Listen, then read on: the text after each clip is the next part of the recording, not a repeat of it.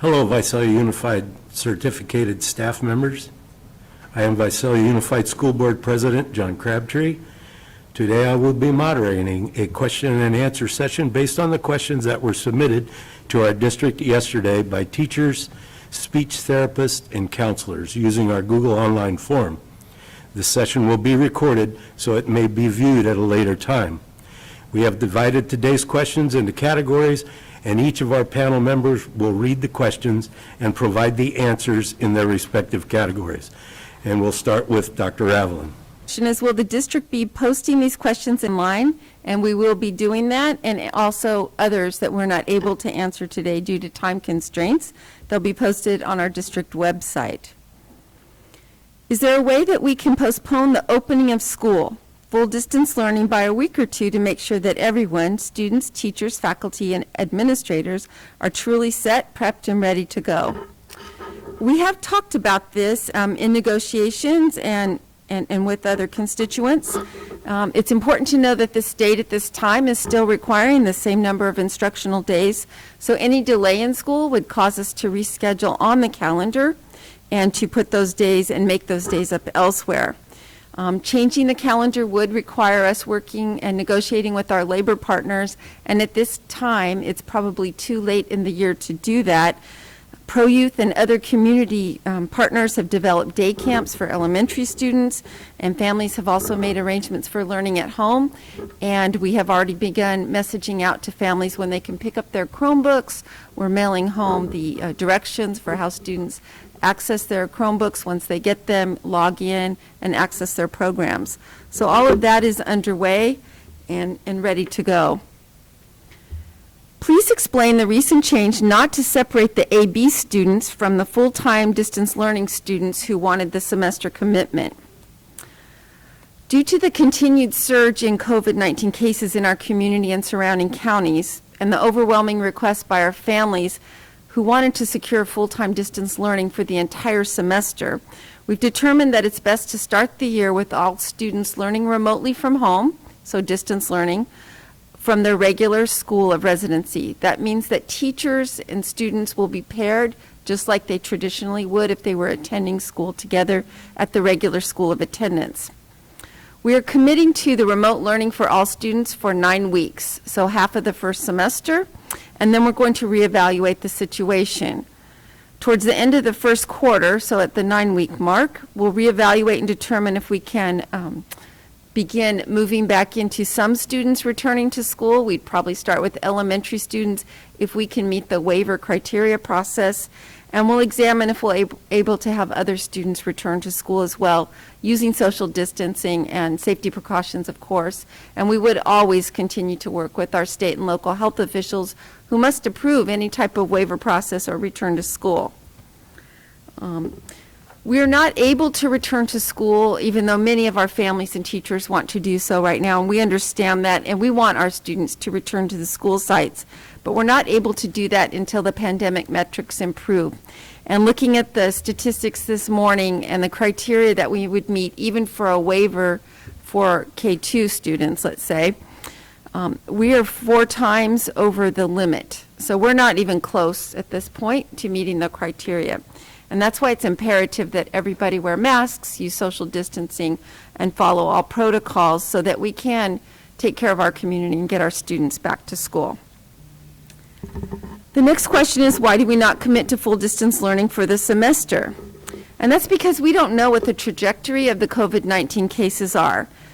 If we can apply for a waiver for our elementary school students, especially our primary grades who really would benefit from in-person learning, face-to-face learning for reading, we would do so. If we can bring special populations back, such as our students with special needs, our English learners and such, we would bring them back if we were allowed to do so.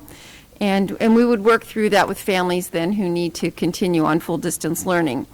So again, our county doesn't meet the criteria, but we continue to hope that everyone will do their part to make our community safe so that we can move forward. Why are we keeping all students on the same schedule throughout the district? We had a scheduling committee, actually 6 of them, because they broke down into subcommittees, who worked on schedules for many months to develop what is the best schedule that we could provide for our students. Parents, students, teachers, and the excuse me, and the VUTA president were all part of this scheduling committee, and they went through many iterations. The AB schedule was developed so that when we transitioned back to full learning at school sites with half of our students, that the schedule would remain constant.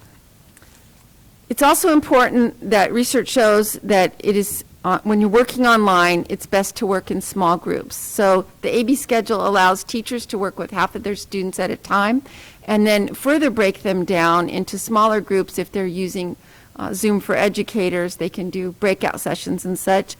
So there's a lot of flexibility there. Working with half the class at once allows for more robust online instruction, more interaction, relationship building, and checking in. And those connection and relationship importance are so very important right now. We know that when our students return to school, even if you're seeing them online, there's going to be a huge social and emotional aspect to their learning, and we need to take care of that part of the learning as well as the academics. In the AB schedule, teachers have an extra block of time each day for planning, for contacting students, working in small groups, etc., and Wednesdays are available for this too. There is much more than the normal amount of time set aside for planning and collaboration than we would have in our traditional school year. And teachers may choose to use some of this time for small groups as well. We also had to plan for times when we could have education specialists, speech and language pathologists, other specialists, counselors, social workers, psychologists work with our students.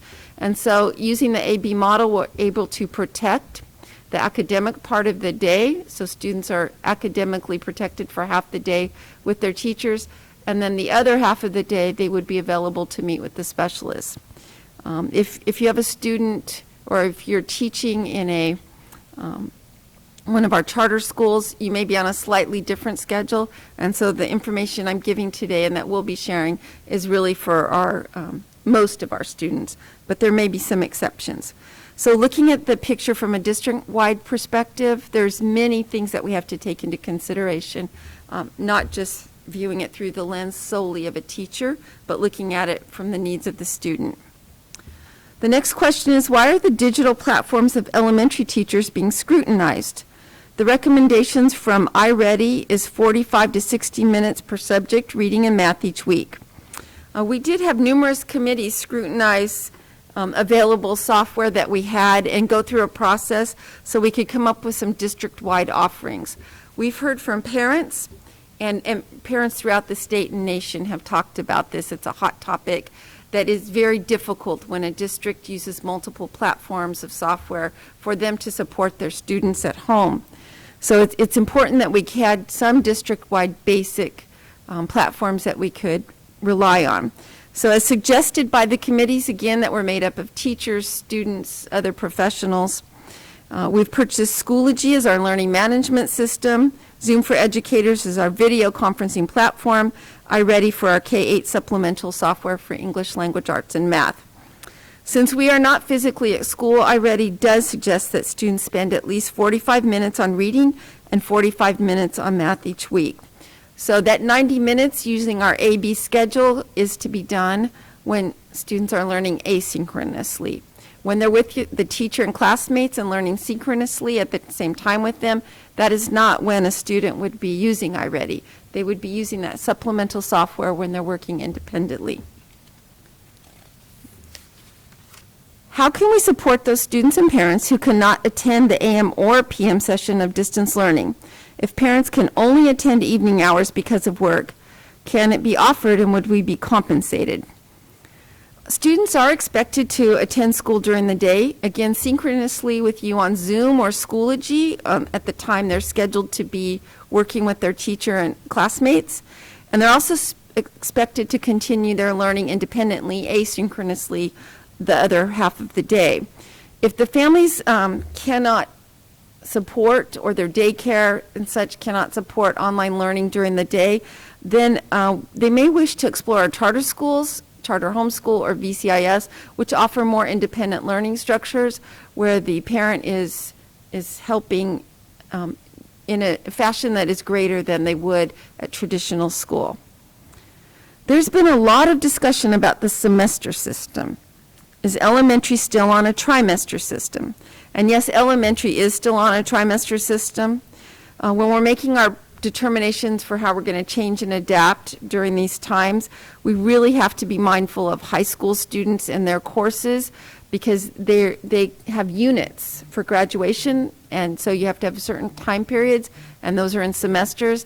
Many of them take college classes, which are also on a semester basis, and so that's why you're hearing a lot about semesters, because we have to make sure that we honor the units for graduation, college, A through G requirement, et cetera, when we're planning for the district. The next question is, are theater shows able to occur virtually? And the answer is yes, you can do that. Why are we having convocation this year? We're going to continue to hold as many events as possible that we normally would and stick to our traditions as much as possible. Even though the formats may be different, it's important, especially during times of uncertainty, that we provide stabilization. And convocation is one of those times that allows us to build a sense of community as a district, welcome everybody back, and look at what we're focusing on this year. It sets that tone. So last year we talked a lot about connectedness and belonging. We're going to continue that, want to make sure that we have as many voices at the table as possible, that we listen to those voices, and that this year we're going to add on to that and talk about how we're going to lift each other up to get through these times and to help each other and to make our community better. The next question is on committee transparency. What has been decided, by whom, how are the teams chosen, and why have committees not been published member names for the whole district along with notes for each meeting? Information was starting in May. May 15th was the first information that was sent out to the entire district for the committees, and all of the leads of the committee were noted, and that had been sent out multiple times via email after that. Committee leads contacted principals and other staff to get the names of students, parents, teachers, and classified staff to serve on various committees. We had 17 committees, and some of those broke down into subcommittees, and some are still ongoing because we're not finished with all the decisions that need to be made.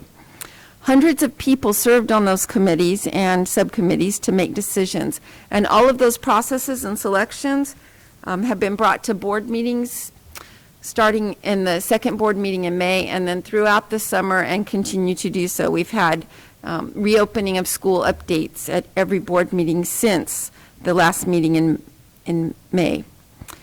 The best place probably for you to review decisions that were made and look at the totality of work that's been done by the committees is to go online on our website. At the top of our VUSD.org website, you'll find the VUSD Return to School Planning Guide in both English and Spanish, and that's probably the easiest place to go. We had several committee members, parents and teachers and classified staff who asked for names not to be published. Unfortunately, we're living in a time where social media can be pretty ugly, and people were afraid that they would be targeted on social media, and so we are going to honor their request, and we are not publishing those names. And that ends my questions. Thank you, Mr. Crabtree. Thank you, Dr. Ravelin. Next, we'll cover questions related to technology hardware systems. These questions will be answered by Director of Technology Services, Chuck Boone. Good morning, and thank you, President Crabtree. First question, how will students know where to log on for their classes the first day of school? Will you be mailing home some sort of instructions for day one? Yes. We are currently finalizing a letter that will be mailed out to all student families that will contain the student's Chromebook login information, including their password. It will contain information on how to log on, as well as connecting their Chromebook to their home Wi-Fi or a VUSD hotspot if they have one. We are setting up the student accounts so that when they log on to the Chromebook, they are taken directly to the Clever Launchpad and Schoology. There will also be information on the letter on how to access additional tech support if needed. Question. How are we going to ensure that the internet isn't going to crash or run out of bandwidth from so many people accessing the hotspot at the same time? What is the plan if the internet crashes while in the middle of class? I'm going to answer this from the perspective of students working at home. As much as I would love to, I certainly can't ensure that the internet isn't going to crash, since by far most of that is out of our direct control. If they are using a USD supplied hotspot, however, those are designed to handle up to 8 simultaneous users, and most learning resources require very low bandwidth. Since we aren't working in a more controlled environment like a classroom, there are issues that can come up that could interrupt student learning, and we are doing our best to make sure we are prepared for them. We have a technical support center call line that is available for students if they need help. Question: if we work from home, will there be tech support? There will not be on-site tech support at teachers' homes. However, we will be able to provide telephone support or in-person support at the school site or at our technology support center. Thank you. Thank you, Mr. Boone. The next section has to do with scheduling and other topics. These questions will be answered by Assistant Superintendent Dee Somavia. Good afternoon, everyone. I have a list of questions here. I'm going to go through them. The first one is, how was this current schedule developed, and was there teacher input on that? So yes, there was. There was a committee set up. I was the lead on that committee. We had 16 members of the committee, and of that, 5 were administrators at all 3 levels. 9 were teachers. Of those teachers, 4 were high school, 1 was middle school, and 3 were elementary. And of those 9 teachers, 2 were specifically in special ed and 1 in VAPA. And then we had 2 classified members on our committee as well. We broke into subcommittees and then invited others to attend our subcommittee to give their input. So parents were asked, students were asked, 7th grade or above, and then other staff members as they saw fit. And so there was many extra members that went into that. And so what we did was we did an accordion style. We would meet with a 16-member group and then go out into our smaller groups and then continue to come back and forth each week to get continued input. Schedules were developed from the different committees, and then when we would come back together, we would look at those, go through them, decide which ones to move forward on, which ones to tweak, take them back out, and then we continued with that way until we agreed on just a few at the end, and then the majority ruled basically and decided on this A-B schedule that we have here. The concern from parents and staff was that they wanted students to see their teacher as many days as possible, and that they wanted their students to be on the same schedule. So if you have more than one student in a family, for them to be on similar schedules. So we are trying to take all those things into account. The second question is, why can't we teach in the mornings only and use the afternoons for planning and small group, etc.? And then there's there's a couple more. I'll take that one first. So again, why can't we teach in the mornings only and use the afternoons for planning and small groups? So again, we spent many weeks and with many different members' input to make sure that we were trying to meet all of our needs.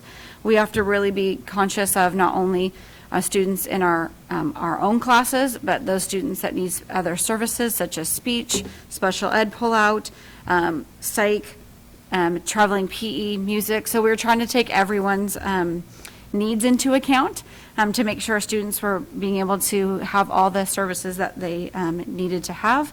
And so we felt like this schedule would meet those needs. We have a couple sub questions from this question, and one is, how does the AB schedule facilitate quality instruction? So it allows for students to be with their teachers daily. There were some schedules that were brought forward where students were only at school 2 days a week, or with their with their teacher 2 days a week. And we felt like the more days that students were able to see their teachers, whether it be through Zoom or in person, was most beneficial for students and for teachers. And again, breaking it up, and so making sure that each period had adequate number of minutes to be able to teach. And so again, we just felt like this was the best for all when we looked at all the different factors. The next one is, how are teachers going to troubleshoot asynchronous learning if we're on the AB schedule. So I believe what the question's asking is if I'm teaching all day, half of my students are with me and the other half are on asynchronous or at home learning and vice versa. And so how will I attend to those students who are at home learning? And so my answer to that is there are many, many ways to do this. I look at it, I was a former teacher, and I look at it as this is similar to when students would be doing work that I assigned for them to do at home. How do I check that? I check that when they come back to school the next day to go over it. We are envisioning and we will have sample schedules and sample ways to teach out for for teachers soon. But you can preload a lesson onto your Google Classroom or onto Schoology. The students can watch that ahead of time. That can be your initial mini lesson, if you will. You can then meet with them during your class session, and that can be the time to check for understanding, reteach if necessary, break into groups, have them discuss and do different activities on that. So again, that's just one example, and we'll be getting more out to teachers hopefully this week. Our next question is, where in the current schedule is there time to support students if we're teaching synchronous and asynchronous at the same time other than Wednesdays? So again, I think I answered part of this already, but Dr. Reveline alluded to it as well. We have several software platforms, iReady, iXL, and there's several more that we're using, so those will be very helpful. Again, recorded lessons for either pre-teaching before they come into class or for them to go back to. In fact, I just was on a Zoom call with the union earlier, and we were talking about recording lessons. That would be a great way for students to be able to go back if they missed something in class and to check and see exactly what was said or what question was asked. Again, so you can do that for recorded lessons for pre-teaching or for the student to go back and as a post-teaching, if you will. So there are actually lots of different ways to do this. The last question in that section is the AB proposal does not allow sufficient time for engagement, breakout discussions, connectivity, group work, answering emails, grading, parent communication, mental resets, so on and so forth. What are your thoughts on this? I think I've answered a bit of that already in the past three questions. Answering parent communication and grading and such is never during your instructional time, so that would be after the instructional day. Mental resets, that's another reason why the AB schedule, because it gives you that break in the middle of the day, so you're able to have a break before you go back on to teach your next group. And again, we know and understand or are trying to articulate to our teachers that you are not required to be on Zoom for the entire 3-hour block in the morning or the entire 3-hour block in the afternoon. Again, if you're preloading your lessons onto our platforms and students are looking at those, when you meet with them on Zoom, you can go right into breakout sessions or you can have small groups come in and out. And so there should be plenty of time for mental breaks within that day. Okay, breakout discussions, I talked about that already. So I think I answered most of that question. All right, now on to number 3 now. How is the hybrid model conducive for student learning or RTI in a distance learning model? So again, I've alluded to this as well. Sample schedules are coming out for staff. So we can look at how a day actually can be scheduled. That doesn't mean that the sample schedule is something that you have to use, but at least it gives you a mental idea or a picture of what your day can look like and how to break that up and how to be able to make sure you're meeting the needs of all of your students. With the AB schedule, you're only having half of your students at a time, and so you'll have approximately 15 students at a time. That usually is enough for one page on Zoom. We can have 16 little boxes up there at one time. So when you're able to see your students, each of them and each of their faces while you're teaching, it's easier to understand who's getting it and who's not, and then to be able to provide further instruction or enrichment or challenge for each of your students. The next question is, what will we do if the AB model does not work? So my answer to this is we do what we would always do if something's not working. We would provide supports. So whether we provide supports to our teachers or whether we're utilizing supports for our students, we have teachers on special assignment. We have intervention teachers at many of our schools. We have PLC groups that work together. So we would continue to utilize all of our support systems to make sure that it does work, and we can put any fixes in there that we need to make sure the teacher is successful and so are the students. The next question is, why does the district refuse to discuss schedule negotiations? So in fact, this isn't a true statement. We have discussed in negotiations several different times the schedule. Our scheduling committee, on that committee was Mr. Greg Price, who is the union president, and I also included Patrick Hempel, who is the VUTA lead negotiator. So they were on that committee so that we could be working together. And so we were understanding and hearing the voices of all of our members, as well as those members that we added on afterwards, so our parents and students and other staff members, so we could make informed decisions as we move forward through negotiations. Number 6 is what happens to the advisory period if we return to in-person learning, and how does that impact instructional minutes? So now that our district is going full distance learning for all of us, and we're committing to that for the first quarter, and then we'll reevaluate how that's going and move forward as we can. We will just have advisory, our homeroom period, on Wednesdays, and that's for all students in all schools, all grade levels. That's that time to check in with a teacher, to make sure you're doing well, to take attendance, and then to then break out to small groups from there. So again, that'll just be on Wednesdays, and then if we do return to in-person and we break out into in-person and full distance learning, we will make adjustments to that advisory period. Number 7 is, how will substitute teachers manage my classes in Schoology and host Zoom meetings? So we are going to be training all of our substitute teachers, and that will be after school starts. Right after school starts, we want to make sure all of our teachers get adequate training, and all of our substitutes that will be starting this school year for us, for teachers who are on leaves. So that's our first priority, and then we will begin training all of our substitute teachers. When you need a guest teacher, you will do the normal procedures, call one in through our system. They will report to your school site, and your principal or assistant principal will have a spot set up. So in a separate room, not your classroom, but we'll find an alternative space. And that will be the space for any guest teacher that arrives on campus. That way we make sure that we can sanitize afterwards. But they will be set up with a computer and whatnot. And so you will just have to give them access to your Zoom links or any other information that they may need through email. Our substitutes all have email. And so they will be able to take over from you from there. Sub questions from that question were, should we just plan for subs to work in Schoology only? And that's really up to you. We have never as a district put any mandates on your lesson plans. We just want to make sure the lesson plans are easy to read and that the sub can follow them. So you would give them any information that they would need to be able to teach your class that day and to make sure they can support your students. The next question is, if we miss a class period for an appointment, are we required to get a sub teacher? And the answer is yes. It's still normal protocols for any use of leaves. So whether it's sick leave or jury duty or whatever leave you may need to utilize, we'll go through the normal processes for leaves.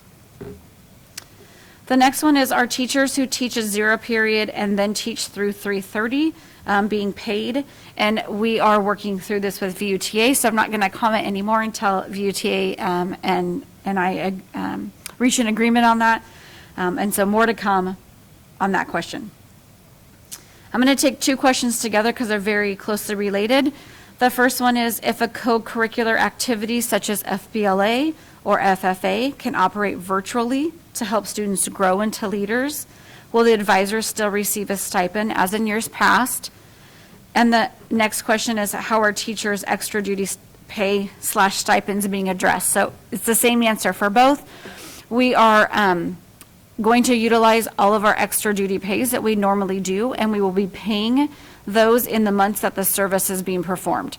So if you're doing FFA and you're able to do that during the whole school year, then yes, you'll continue to receive that extra duty pay. If you're coaching a sport, it will be paid in the months in which the sport occurs. And so we all know that CIF has put a hold on our sports and that we hope to return to them in January. So if you were doing a fall or a winter sport, it wouldn't start to be paid until that season actually starts. So we're not reducing that extra duty pay, we're just paying it again during the times in which you're actually doing the work.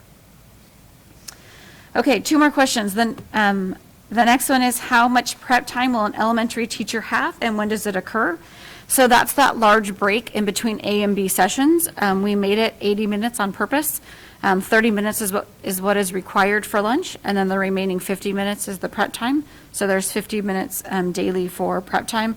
And then on Wednesdays, it's broken out a little bit different, but you will have at least a protected 50 minutes in there to be able to have prep time each day.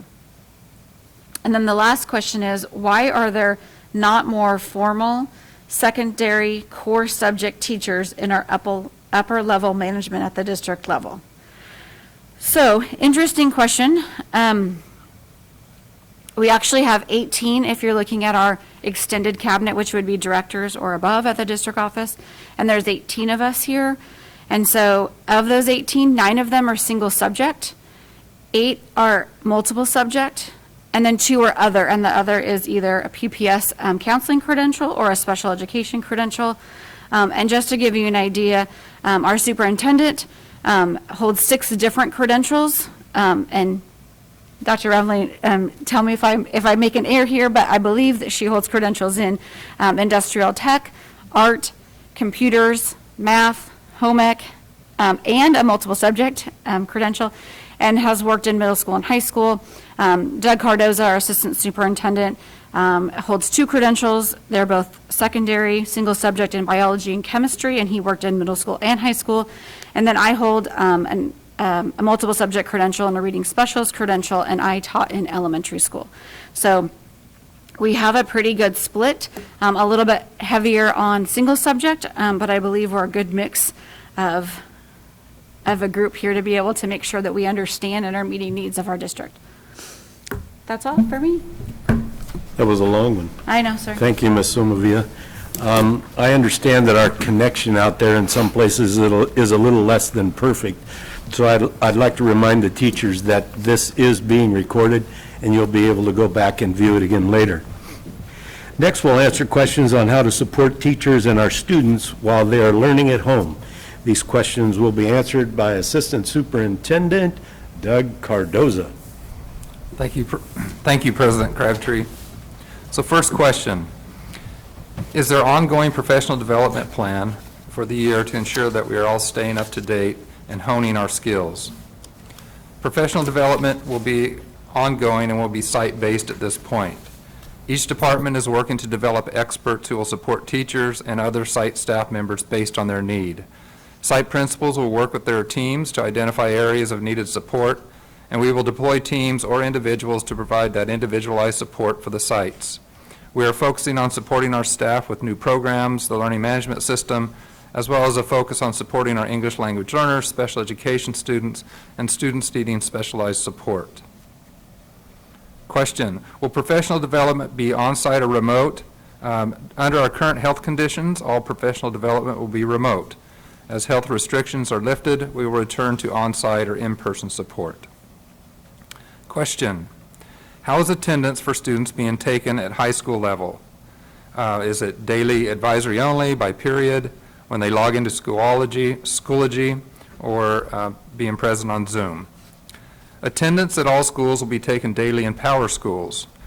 On Monday, Tuesday, Thursday, and Friday, attendance will be taken at the start of the A instructional period for students on an A schedule, and for students on a B schedule, attendance will be taken at the beginning of the B period. On Wednesdays, all schools and teachers will take attendance at the start of the day during an advisory period. All students will be expected to log in at the beginning of the advisory period, which will start at approximately 8:15 or 8:20 on Wednesdays.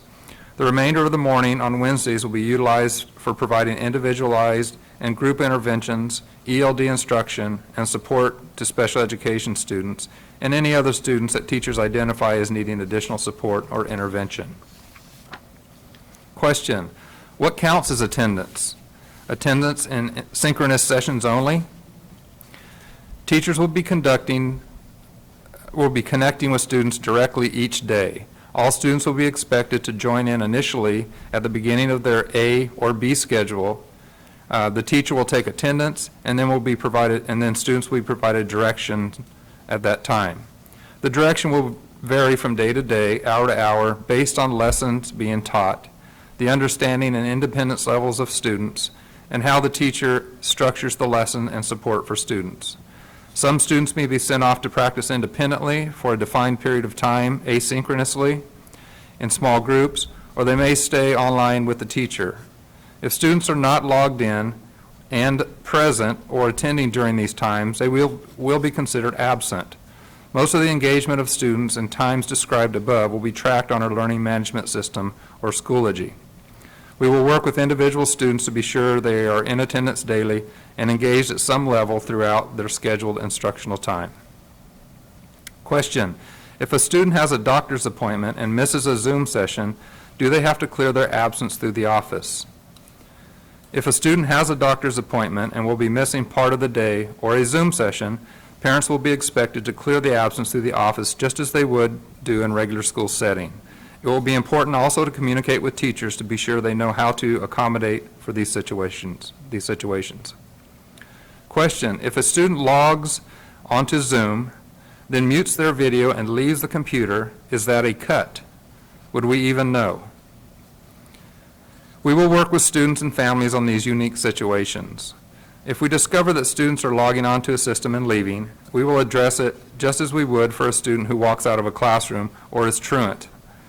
Teachers will be doing regular checks for understanding, and so they will have a sense of students whether they're logging in and staying connected or not. So we'll address those on a as-needed basis. Question: where do we as teachers record attendance? In Power Schools, or is Power Schools divided into AM, PM currently, or will it be? Attendance, as I said earlier, will be recorded in Power Schools, and you will have a student roster with students identified by the schedule in which they are enrolled. Questions: what expectation does the district have of teachers and site administration when students don't show up for synchronous learning or don't complete asynchronous assignments? Teachers, site administrators, and district staff will be responsible to ensure that our students are attending and engaging in the teacher-designed lessons and attending on a daily basis. When a teacher identifies students who are not showing up for synchronous learning or are not completing asynchronous assignments, the teacher will do as they would normally do and communicate with parents. If attendance, engagement, and work production does not improve, then administration will take the next steps to identify how best to support the family and students to improve attendance and engagement. At the district level, we have support systems and staff to support these sites with this work. Question: specifically, how much time should teachers be spending on synchronous and asynchronous teaching? Is it up to the teacher? The amount of time teachers and students spend on synchronous and asynchronous will be determined by the teacher. Lessons should be designed to provide some level of direct instruction for all students, and depending on the lesson and content, some students may log off and be sent to work independently offline. Others may be placed in small groups for small group interaction and practice and others may stay online with the teacher in a small group that need more direct instruction and support. Teachers will need to be doing lots of frequent checks for understanding to understand how to structure practice opportunities for students based on their readiness and some level of independence. When will teachers be assigned to their classes and receive class lists? We are working this week to coordinate the schedules for our families who have siblings at different levels. The secondary schools are working to complete their process of student placement by tomorrow, Wednesday, and then the elementary sites will complete their student placements hopefully by the end of the week, so sites can develop a plan to notify parents by the 1st of next week. Question: can you walk us through a typical teaching day? Are teachers expected to be on Zoom all day? the entire class period. Teachers will not be expected to be on Zoom all day, just as in a regular classroom, they do not be expected to be standing in front of the classroom all day. On a typical day in a distance learning model, it could look like this. At 8:15, all students in Schedule A and the teacher log into the learning management system or onto Zoom. Teachers will take mandatory attendance at this time and welcome students in a quick check-in to be sure they are doing well, build some community, check on social emotional wellness. This time may be extended if there's a need to do some team building or provide social emotional support. At 9:25 to 9:30 on Monday through Thursday, a teacher may provide an ELA or content-specific mini-lesson, an interactive read-aloud, shared reading in a whole group, synchronous setting, or broken into breakout groups if resources permit to work with and process the content presented. This will happen the same way whether this is a secondary or a elementary classroom. On a Tuesday, Thursday, you could, from 8:25 to 9:25, the teacher may provide math mini lessons, number talks, number sense routines, etc., in a whole group or in a smaller setting if resources permit. There would be a break from 9:25 to 9:40. At 9:40 to 11:05, synchronous instruction, mandatory ELD must occur for all EL students.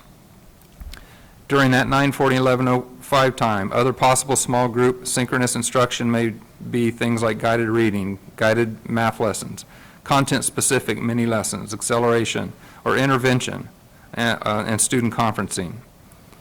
From 9:40 to 11:05, possible asynchronous instruction may include independent or book club reading, writing skills, practice in ELA, content-specific lab videos or online interactive activities, and math content-specific activities like viewing a video to respond to, or teacher-created videos to augment the content, and things like daily 5 routines. So there's a lot of different things that can happen in that during that time.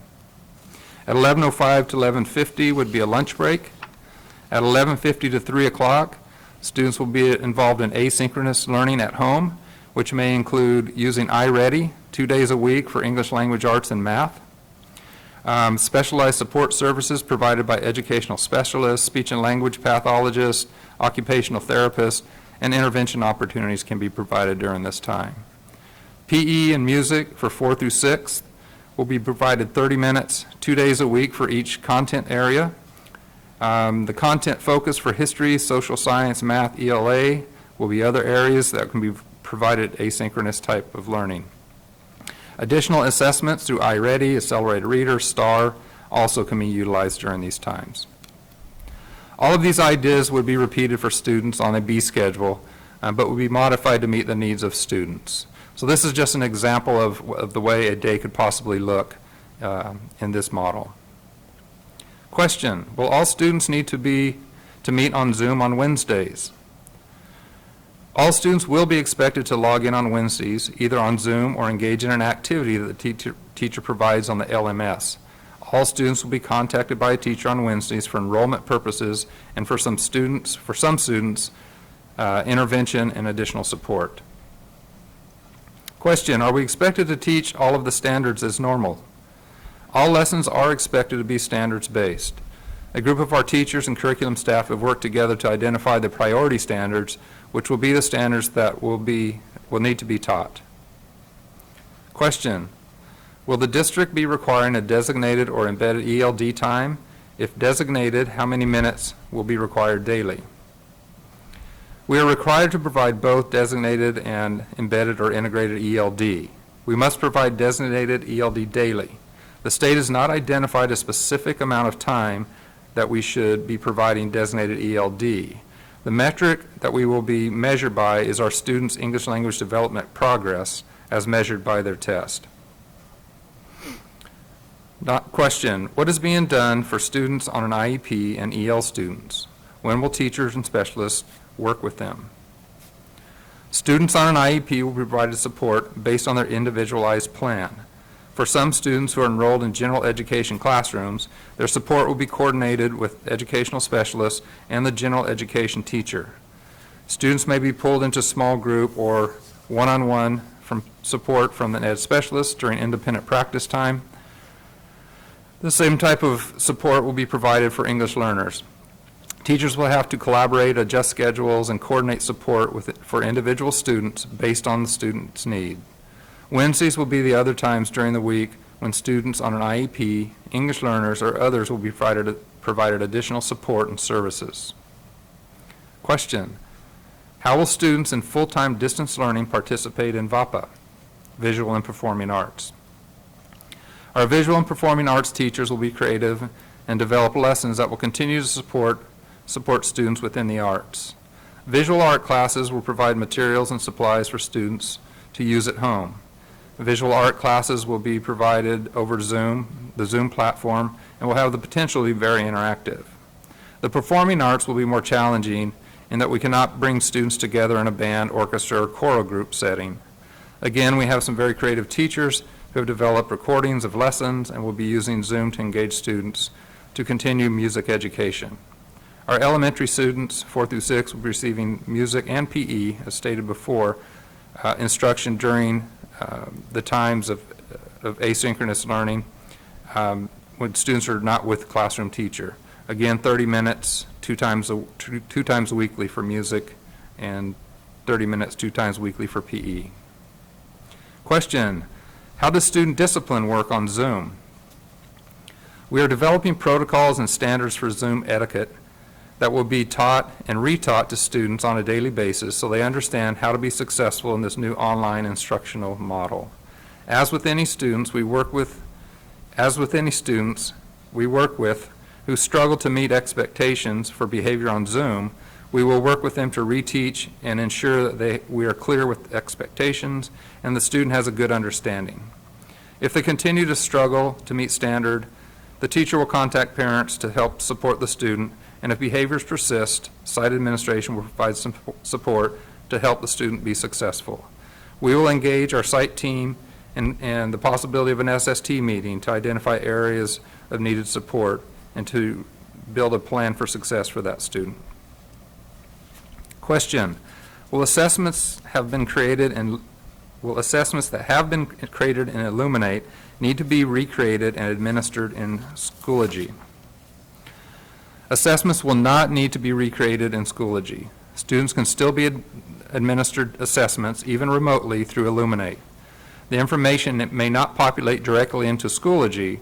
However, we'll be looking into export and import options in anticipation of need. Over time, we will consider best options to move forward with assessments. However, we will be transferring assessments throughout the year. Question: will Schoology be only used for this year or for years to come? It has been messaged out that our learning management system is a long-term commitment. Independent of school closure, there are big advantages and time invested in our current course development, which will be realized in the future years. So it's a long-term commitment with Schoology. Question: will Illuminate eventually be phased out? Since the assessment platform is not necessarily as time-pressing as establishing those components necessary for remote learning, as a district we will take this consideration at a slower pace.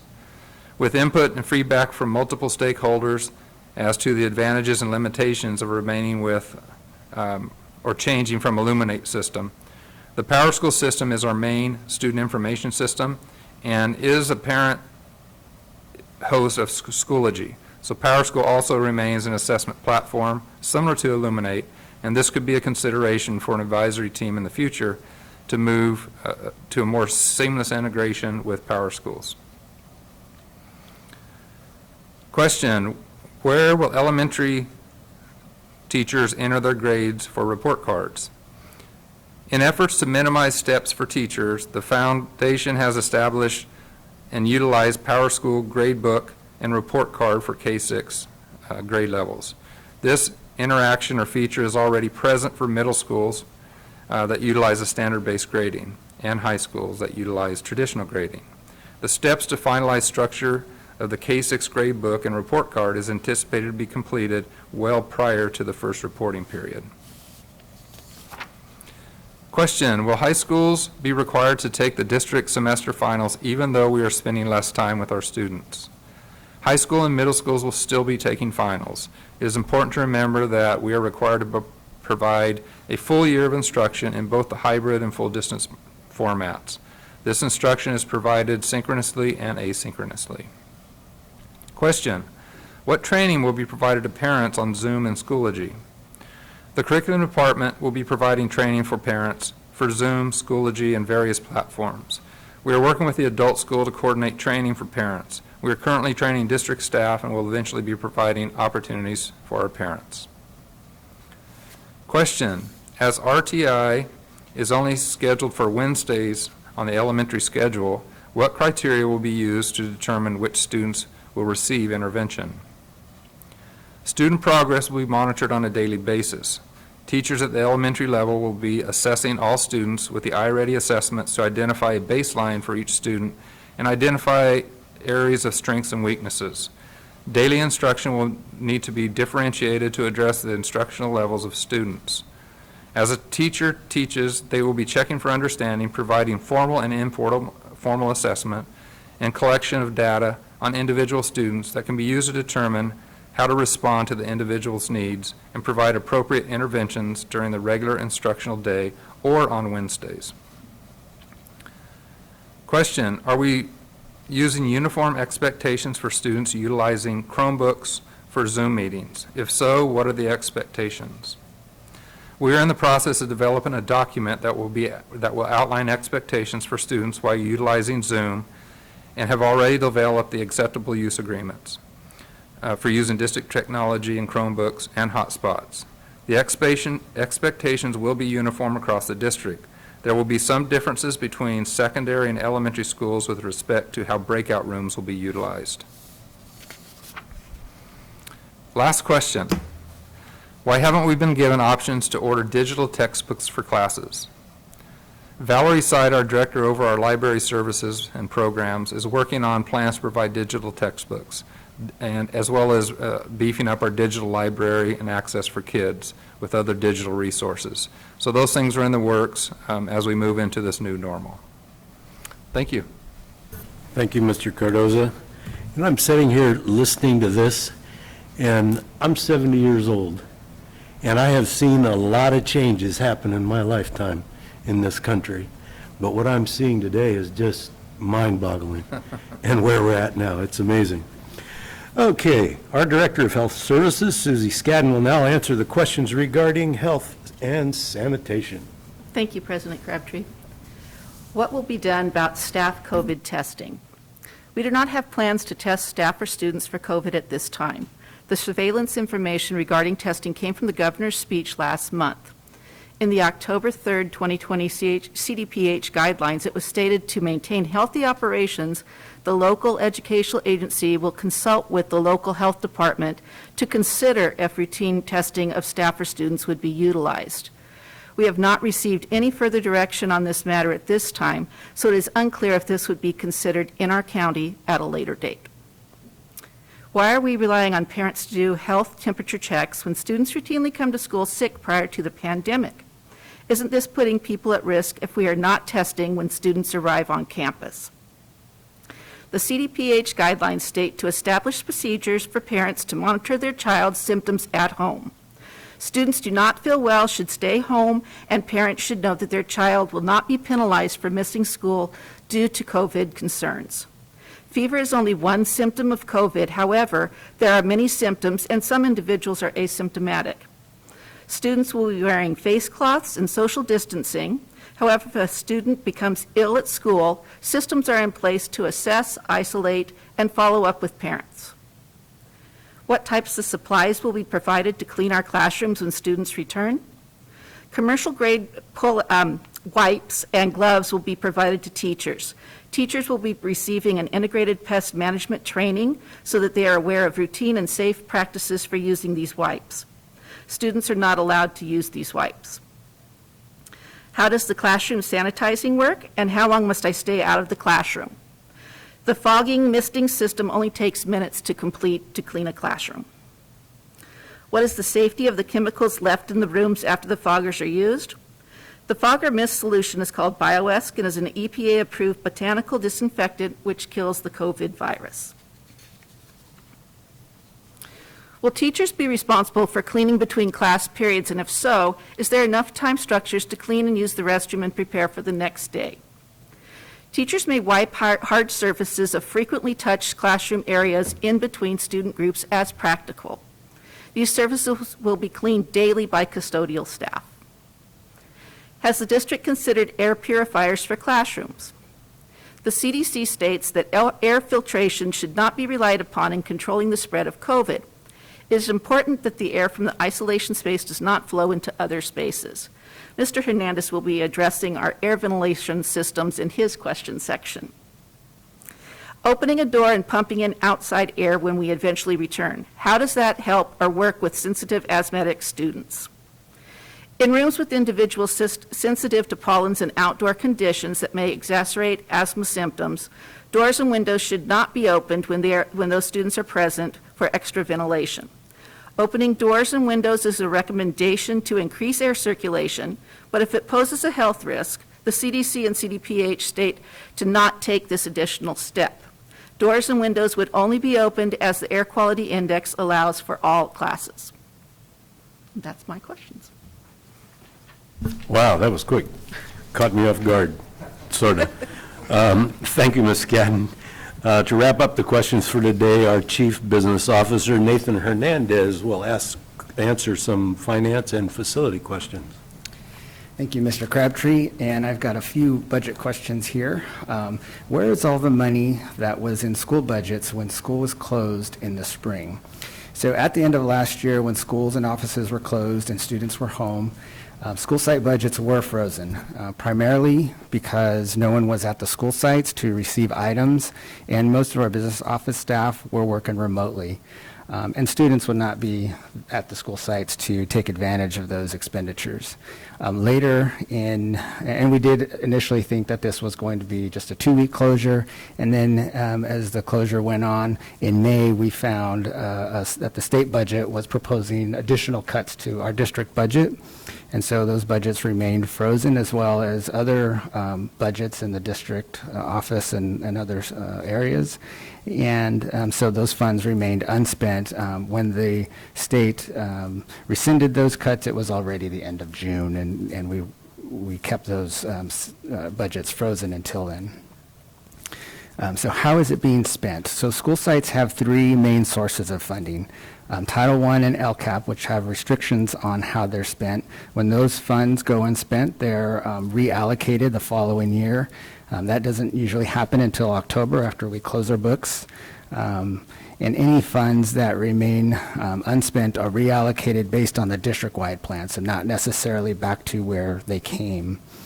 There are also site discretionary funds. A portion of those are typically allocated to sites for teacher and department level budgets. These are the budgets that were frozen in many cases. These are unrestricted general fund dollars. At the end of the year, any balances remaining fall to the general fund's ending fund balance. So next question, where is the CARES money being spent?